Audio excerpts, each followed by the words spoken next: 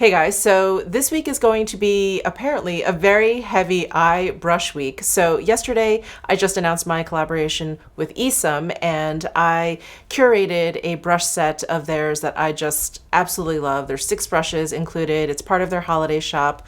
If you missed that video, I'll link it down below in my description box. But today I'm here to show you SONIA G's new Sky eye set. I am so excited for this set, and I know a lot of people were anticipating this set when she came out with her Sky face set. So it's finally here, and let me just show them to you before I keep rambling. So there is 5 brushes here, and I've used them once and I've washed them once. So this is what the brushes look like after one wash. And these brushes are going to be available on Beautylish today. I'm just not exactly sure of the time. So I will leave a link down below in my description box to the SONIA G page, which you can click on, and then you'll probably find the set on there once they do go live. And then when this set does go live, what I will do is post something to my Instagram stories. So definitely follow me on Instagram if you are interested in this set, if you're anxious to get it.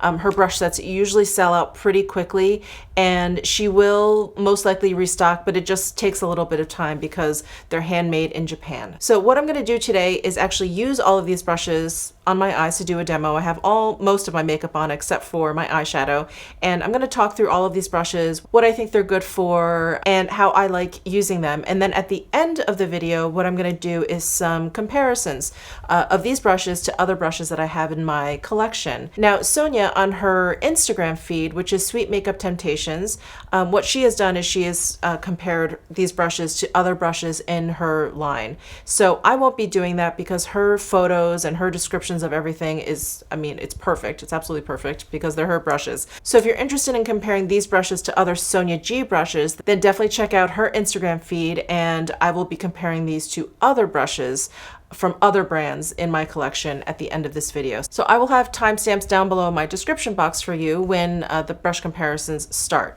But let's go ahead and start using these brushes. So here is the classic crease brush. It has a round ferrule, it has dyed goat hair, and when I look at this, I want to use this as a blender brush.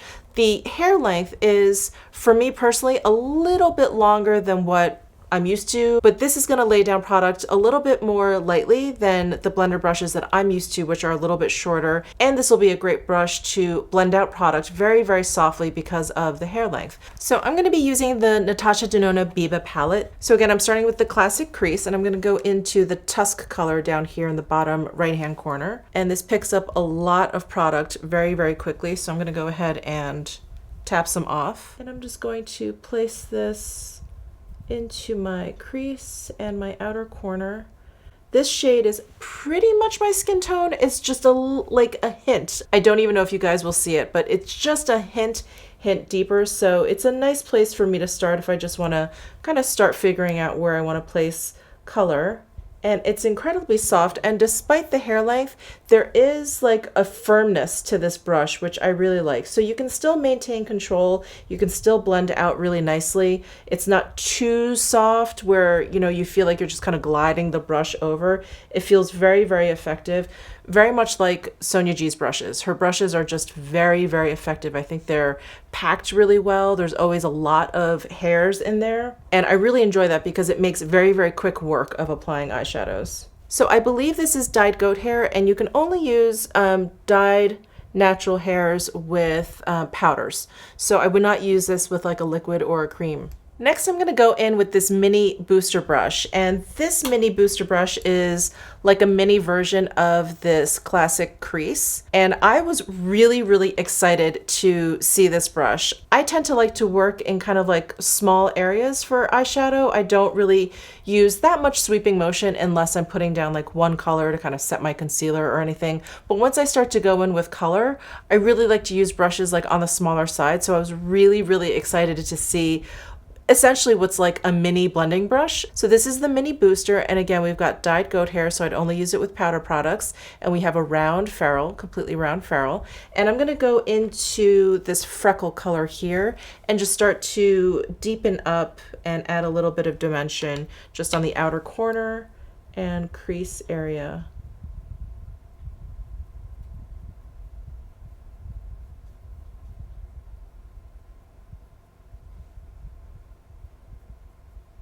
And I noticed this when I first used this brush. I have like little, and I think we all do, but I just have like little, kind of like little spots on my eyelids where pigment doesn't stick really well. It doesn't behave like the rest of my eyelid. And I have them basically like, I have a little spot here and I have a little spot here on this eye. It's basically like where my skin is kind of like starting to droop a little bit. Thank you, getting older. But it's where my skin is starting to droop a little bit. But what I noticed is when I'm using this brush, and I suspect it's because of its size, that it's like just laying product down in these very specific places, I don't have that issue. I usually have to like take a larger blending brush and kind of use the tips of the bristles and just, you know, place the pigment on those like bitchy spots very, very like purposefully, but I don't have to with this brush. It kind of just does it automatically because of its shape. So I'm loving this brush for that reason. It just lays the pigment down really, really evenly. And because this lays down pigment in such a focused way, I am going to take the classic crease, which I used first, and just soften it up a little bit with that original Tusk shade and really blend this out. All right, next we have this jumbo blender, and this was another brush. When I opened this up, I was so excited to see this. I was like, ooh, look at how like puffy and chubby this brush is. It just made me happy to see it. And when I saw this brush, it was, you know, reminiscent of her like Worker One brush, which is, you know, one of my all-time favorite eye brushes. And when I took a closer look at all of these brushes, I realized I felt like this was kind of like a nice combo between her Pro set and her original like fundamentals eye set. This set I feel like fills in any gaps that's left between the Pro set and the fundamental set. Anyway, those are the thoughts that I had when I saw this jumbo blender for the first time. So normally I would probably use this for like an all over like one color shade, but I still have this soft shader to use. But I think this would also be great to lay down some shadow underneath the eyebrow on the brow bone. So I'm gonna go ahead and use, again, I'm gonna use the Tusk shade. And this is another brush of hers that is packed very densely. So it picks up a lot of product. It lays down product very, very smoothly because of the natural hairs. And if I wasn't lazy, I'd probably get up and get a different palette for this. I'd probably get something a little bit more highlighty. But for purposes of this kind of demo, I just wanted to show you how this brush just fits kind of perfectly right underneath my eyebrow there. Maybe I'll add a little bit of this Monroe color, just to give a little bit more of like a highlighted look here. But I love this brush, much like the Worker One brush. I feel like if you could only grab like one brush and go, I would grab one of these brushes, either this, the Worker One, or the Worker Two. They're pinched, so they're definitely wider in one direction, but because they're so fluffy, it's like they work as a blender, but they can work as a shader also. And if you just use the tips, you can really like smudge out anything along your lash line, like just so completely versatile. I love this shape. So that is the jumbo blender. And now let's move on to the soft shader. And this is the one brush in the collection that is undyed goat hair. And so you can use this for liquids and creams along with powder. And I love this shape for like cream or liquid products because it gets so thin at the top there. So it just like really smooths out any kind of like metallic, maybe shimmery kind of like cream shadow or shadow maybe that you've like wet with Fix Plus. Like this is a great brush for that. All right, so to demo this soft shader, I decided to take out the Hourglass Scattered Lights in Foil. This is the one that has a really beautiful gold tone to it. So I just want to show you how quickly and easily this brush picks up like shadows like this. So I'm just going to press in there and shimmy a little bit, kind of back and forth, pick up the product, and I'm just going to apply this right onto my lid. Oh, isn't that beautiful? And when I apply these shadows, I like applying a bit of pressure because then I feel like I'm kind of smearing it on my lid and I get less fallout. And this brush really helps because there is, I don't know if you can see it, but there's like definitely like a certain level of stiffness there, and it just really helps kind of adhere the shadow to your lid. All right, and last but not least, we have the flat definer. And this is it's very flat, very flat, and it's teeny tiny. It almost looks like a lip brush. It's that small, but I love it because I think it'd be great to apply shadow along your lash line. I think it's really great to apply like inner corner highlight, or if you want to get right into this crevice here. It's just really perfectly shaped to just kind of get into the crevices and along the lash line of my eyes. So that's what I'm going to do today. I'm going to go into this spot color here back in the Biba palette, and I'm just going to dip the tips of this brush into the shadow. And a lot of brushes that I would normally gravitate towards for like smudgers or, you know, eye definers, anything like that, are going to be a little bit more dense than this one. This one is very soft at the end. The hairs are very, very pliable. So if you've had problems in the past, maybe you have very, very sensitive eye, especially the eye area right around your lash line, which I think is very, very common, you may want to try a brush like this because it's so soft at the ends, but you still have a lot of control. So let me just stop talking and actually apply the shadow. So I'm just starting right above my lash line here and just working it into the lash line. So you get a really nice like soft application. It's not as stark as like a, you know, stiffer brush. All right, so that's it for the demo portion of this video. I'm gonna finish up my makeup off camera and I'll be right back to do the comparisons. All right, I have the rest of my makeup on. Let's go ahead and jump into the comparisons. All right, let's start with comparisons for the classic crease. First up, I have it next to the ESOM S33 brush, but you can see that the ESOM S33 has a little bit of a shorter hair length. The ferrule width is about the same. I want to say the classic crease from SONIA G is just a hair, no pun intended, just a hair wider than the ESOM. Now I have it next to the Hakuhodo B142 brush. This is with undyed goat hair, and the shape is a little bit different. The Hakuhodo is a little bit pointier. The diameter is also a little bit smaller on the Hakuhodo, and the hair length, I want to say, it's just about the same. I think with that little point, it's maybe a hint taller, but that's it. And then I have it next to the Refer number 15 brush, and the diameter of the ferrule is a hint bigger, wider on the Refer. The hairs are also just a hint longer on the Refer, and these use undyed goat hair. Other than that, the shapes are fairly similar. And then finally, I have it next to the Wong number 17 brush. I think these two brushes are very, very similar, except for the hair. The Wong brush is undyed goat hair versus the dyed goat hair in the SONIA G.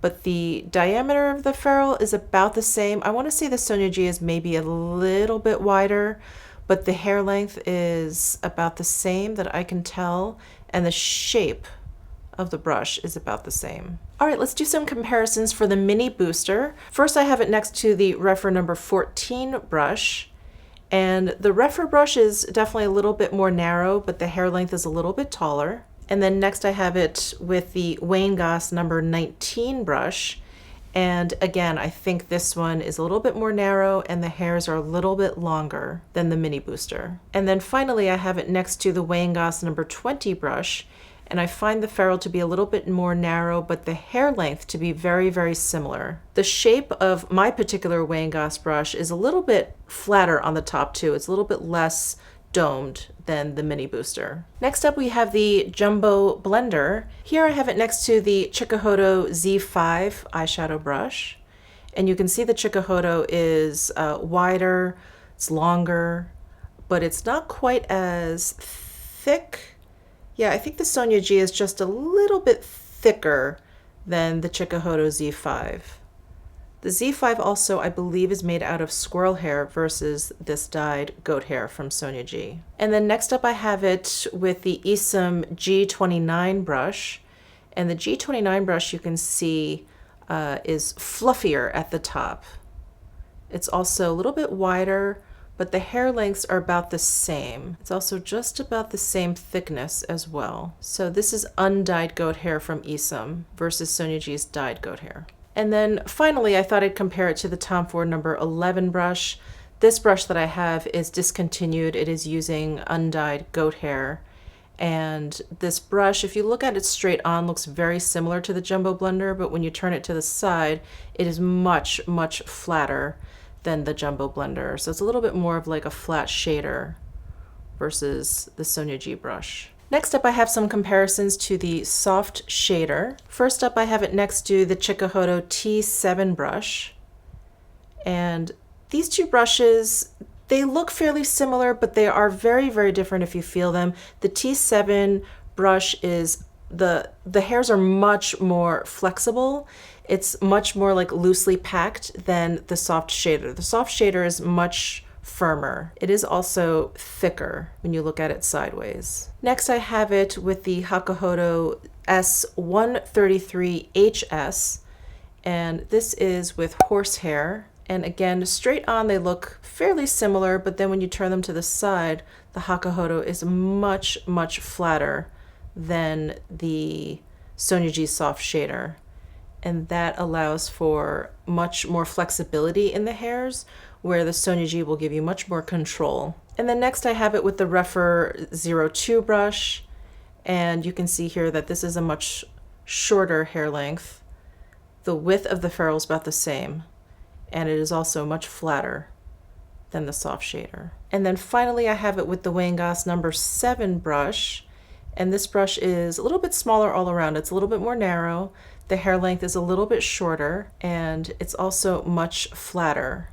But because it's a smaller brush all around, the hairs have like similar kind of stiffness to them. So you'll have similar control with the Wong brush as you do with this soft shader. And then last but not least, we have the flat definer brush. And I think I misspoke earlier. I called this dyed goat hair. I believe this is just goat hair. It's not dyed. It's just brown goat hair.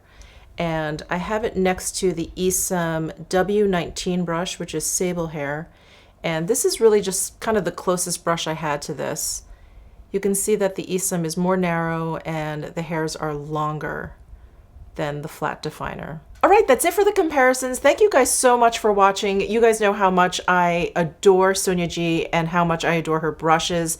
These are absolutely beautiful. Absolutely no disappointment here. They lived up to all of my expectations, and I'm loving these just as much as I love all of her other brushes. So something I forgot to mention at the beginning of this video, but Beautylish and SONIA G were kind enough in sending me this set to review for you guys. So a huge, huge thank you to Beautylish and SONIA G for giving me the opportunity to review such beautiful, beautiful brushes for you guys. So thank you so much. Let me know if you have any questions down below in the comments section. Give this video a thumbs up if you enjoyed it. Subscribe down below if you haven't already, and I'll see you in my next video.